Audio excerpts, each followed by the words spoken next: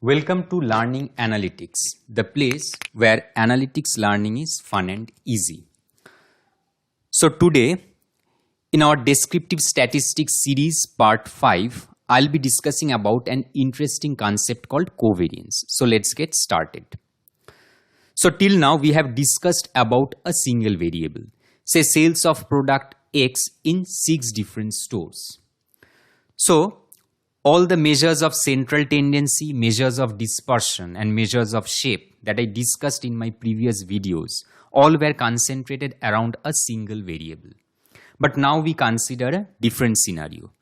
Say we have sales value of product X and sales value of product Y in 6 different stores. So we need to ask a question that do we get some extra information if we consider the two variables together instead of looking at the variables separately? That is, if we consider the pair sales value of product X and sales value of product Y in same 6 different stores, do we get some new information? So we will get 3 scenarios. Let us see them one by one. So in the first scenario, we can see that for smaller sales value of product X, we get relatively smaller sales value of product Y. Again, for higher sales value of product X, we get relatively higher sales value of product Y. So, if we plot the data and try to draw a straight line, we will find a positive relationship, that is a positive slope. Now, what does that mean? That is, both sales of product X and sales of product Y are increasing or decreasing together. So in other words, we can say that if we have higher sales value for product X, then we should have relatively higher sales value for product Y. This we can say by looking at the positive tendency of the data. Similarly, we can say that if we have lower sales value of product X, then we should get relatively lower sales value of product Y. That is a positive relationship. Now coming to the second scenario, which is just the opposite of the previous scenario. Here we can see that lower sales value of product X correspond to relatively higher sales value of product Y. Similarly, higher sales value of product X correspond to relatively lower sales value of product Y. So again, if we plot the data and try to draw a straight line, we will find a negative relationship, that is a negative slope, which means that if the sales value of one product is increasing, the sales value of the other product is decreasing. In other words, we can say that if we have lower sales value for product X, then we should get relatively higher sales value for product Y. Similarly, for higher sales value of product X, we should get relatively lower sales value for product Y. That is a negative relationship. Now coming to the third scenario. This is situation 1. Here we see that for different sales value of product X, we get the same sales value for product Y. Here the sales value for product Y is 6 units for different sales value of product X. That is, the sales value of product Y remains the same, whether we increase the sales value of product X or decrease the sales value of product X. So if we plot the data, we cannot come to the conclusion that sales value of product Y will increase or decrease with the increase of sales value of product X. That is to say that the sales value of product Y is unaffected by the sales value of product X. In other words, we can say that we find no relationship between sales value of product X and sales value of product Y. That is a zero slope for product X. Now coming to another situation. Here we find same sales value for product X for different sales value of product Y. That is, the sales value of product X remains the same whether we increase or decrease the sales value of product Y. Here the sales value of product X is 5 units for different sales value of product Y. So if we plot the data, we cannot say that sales value of product X will increase or decrease with the increase of sales value of product Y. That is to say that the sales value of product X is unaffected by the sales value of product Y. In other words, we find no relationship between sales value of product X and sales value of product Y. That is a zero slope for product Y. So, we can conclude that there are three types of relationship. The first relationship is that of positive relationship, which states that if the sales value of one product increases, the sales value of the other product will also increase. The second one is that of negative relationship, which states that if the sales value of one product increases, the sales value of the other product will decrease. And the third one is that of no relationship, which states that the sales value of one product is unaffected by the sales value of the other product. Now let us see how we calculate covariance. Now from the figure on the right, we can see that the data point which is shown by the arrow is less than the mean sales value of product X, that is X bar, which is shown by this violet vertical line, and also the data points is less than the mean sales value of product Y, that is Y bar, which is shown by this horizontal green line. So if we calculate X, that is the deviation of X about its mean, and the deviation of Y about its mean, that is X minus X bar and Y minus Y bar, we will get both the values as negative. This is so because the data point is less than the mean values of X as well as the mean values of Y. So X is less than X bar and Y is less than Y bar. So both X minus X bar and Y minus Y bar will be negative. And if we multiply them, then the product X minus X bar and Y minus Y bar will be positive. As we all know that negative multiplied by negative will give a positive result. So we can conclude that if the data points are less than the mean values of X and less than the mean values of Y, the product of X minus X bar and Y minus Y bar will always be positive.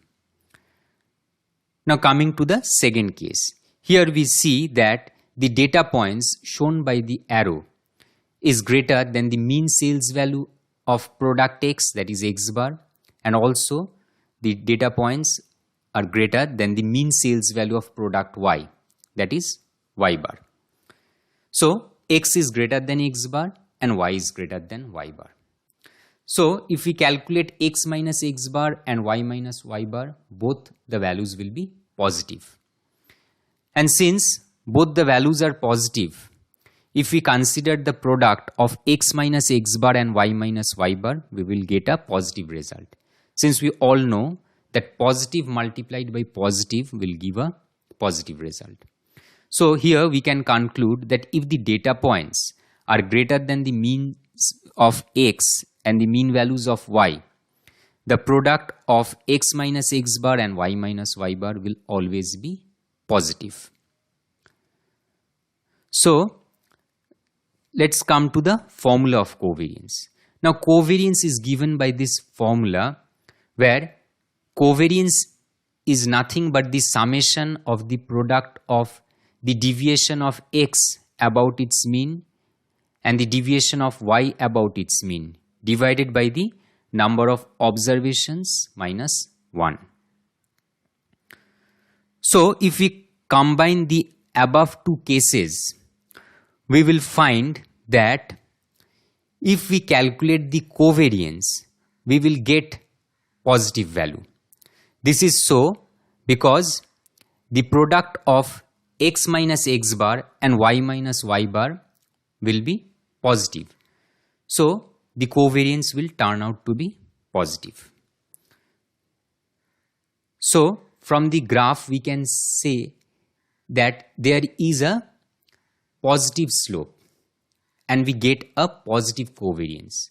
So whenever covariance is positive, we can conclude that it has positive slope. Now coming to the third case. Here, looking at the figure, we can say that the data points shown by the arrow is less than the mean sales value of product X, since it is lying to the left of this vertical violet line, which is nothing but X bar.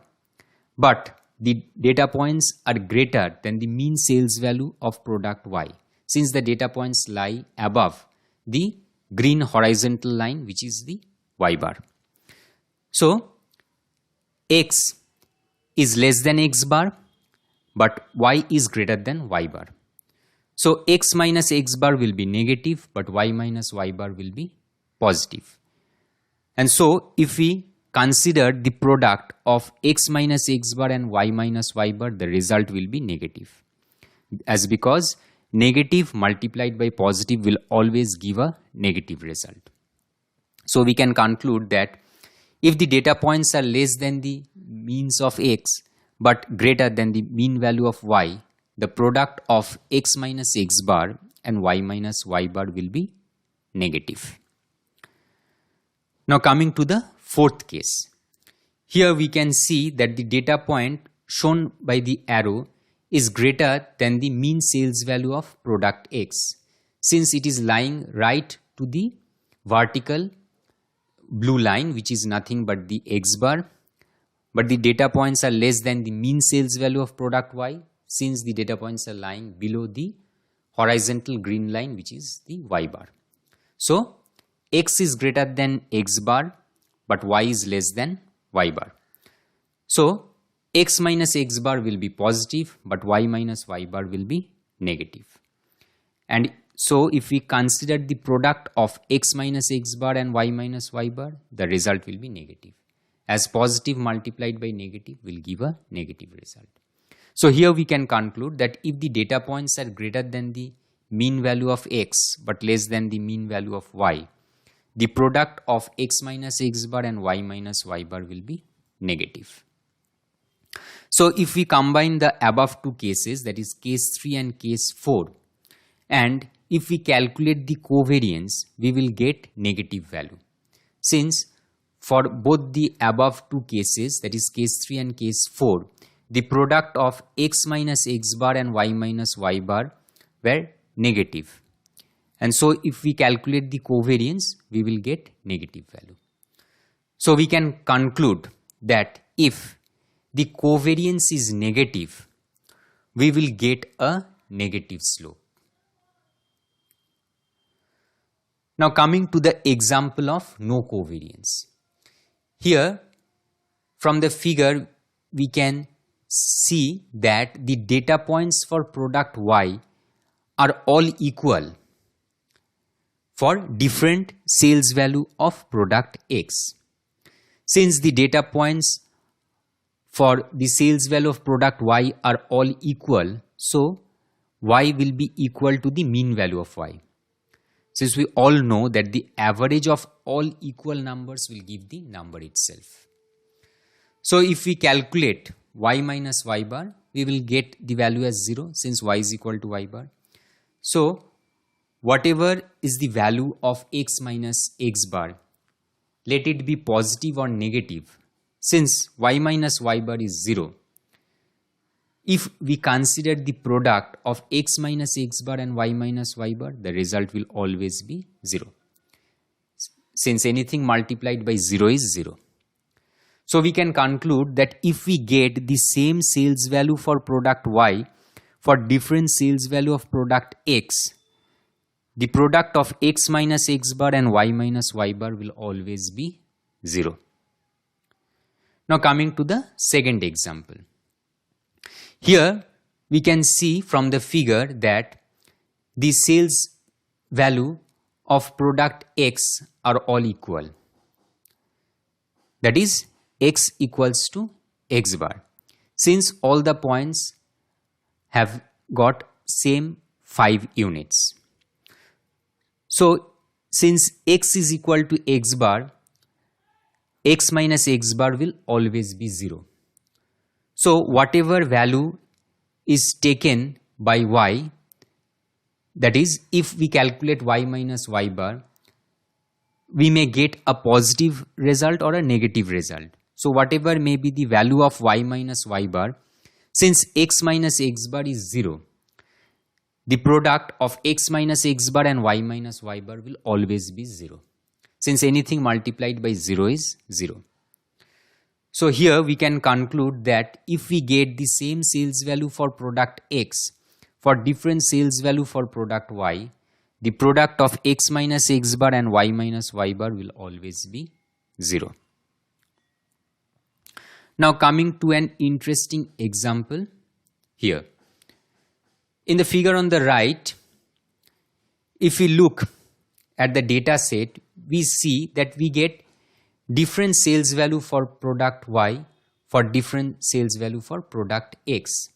But here also we will get the product of x minus x bar and y minus y bar as 0. So let's see how it is. Here we see that for same sales value of product x, that is x1, we have two equal and opposite values for y1 minus y bar and y4 minus y bar. That means y1 minus y bar and y4 minus y bar are equal in magnitude but opposite in direction. Similar is the case for the same sales value x2. We get y2 minus y bar and y3 minus y bar having the same value. That means the distance of y2 about its mean and the distance of y3 about its mean is equal in magnitude but opposite in direction. As a result, when we calculate the covariance, the summation part will turn out to be 0, and hence the covariance will be 0. So, in the above three cases, we see that there is no relationship between the two variables, since covariance is equal to 0. So when covariance is equal to 0, we can conclude that there is no relationship between the two variables. But one thing we should remember, that covariance is not everything. It has got certain defects. But it is popularly used to get some other interesting measures like correlation that I will discuss in my next video.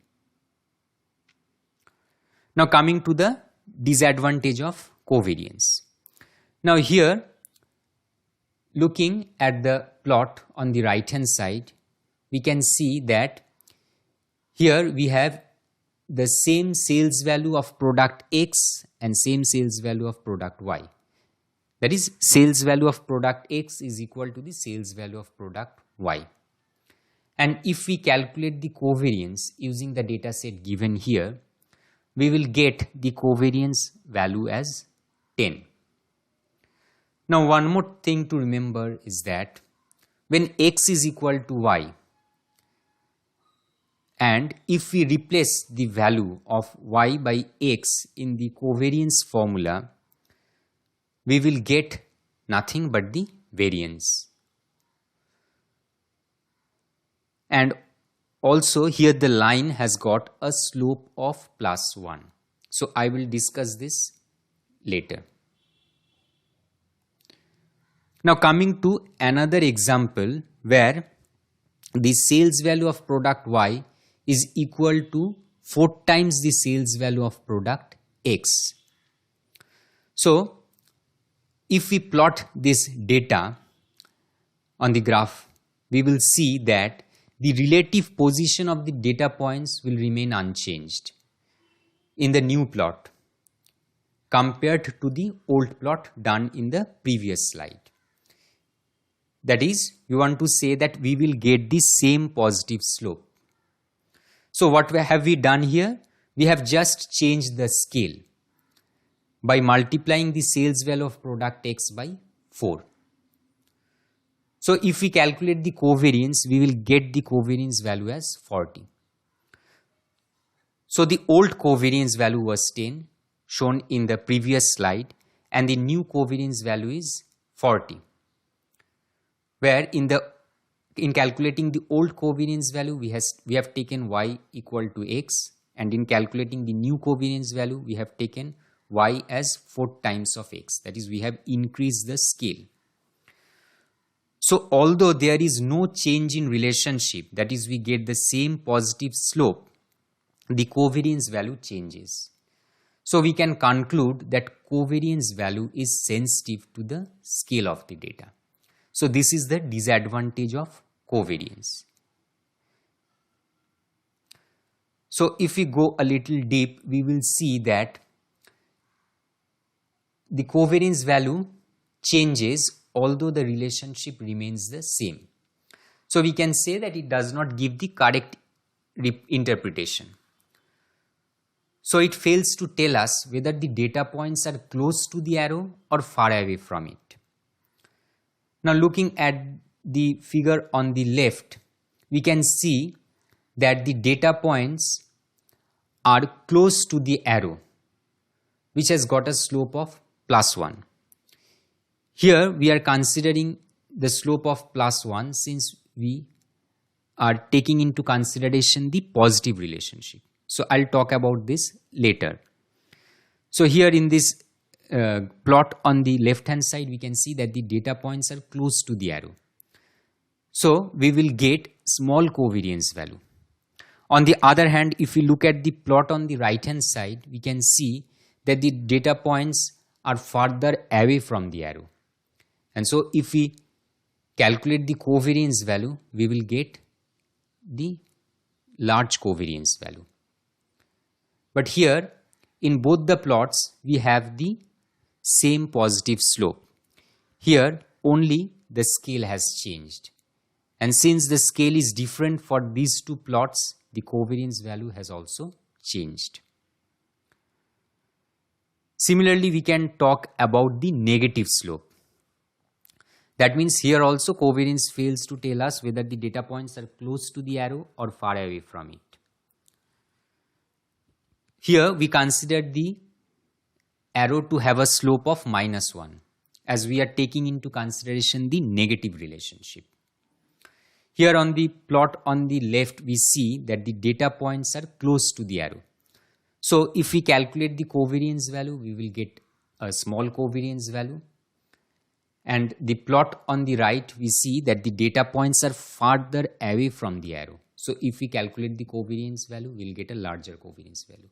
So here also, the relationship remains the same for both the plots. That is, we get a negative relationship. But since we have changed the scale in both these plots, the covariance value has also changed. So that is the disadvantage of covariance. That is, it is sensitive to the scale of the data. Now, let's understand this with the help of these two examples. So, in the first case, we have taken y equal to x. In the second case, we have taken y is equal to 4 times that of x. So, when y is equal to x for this data set, we get the covariance value as 10. When y is the 4 times that of x, that means when we are increasing the scale, we get the covariance value as 40. So we can conclude that when scale is increased, covariance value increases. And coming to the next two examples, for where we have taken y equal to x and y equal to x by 4. So when y is equal to x, we get the covariance value as 10, and when y is equal to x divided by 4, that means we have decreased the scale, we get the covariance value as 2.5. So we can conclude that when scale is decreased, then covariance value decreases. So in my next video, I will be talking about another interesting concept called correlation. So please don't forget to like and subscribe so that you don't miss out the other exciting videos that I'll be posting. Thank you for listening to me.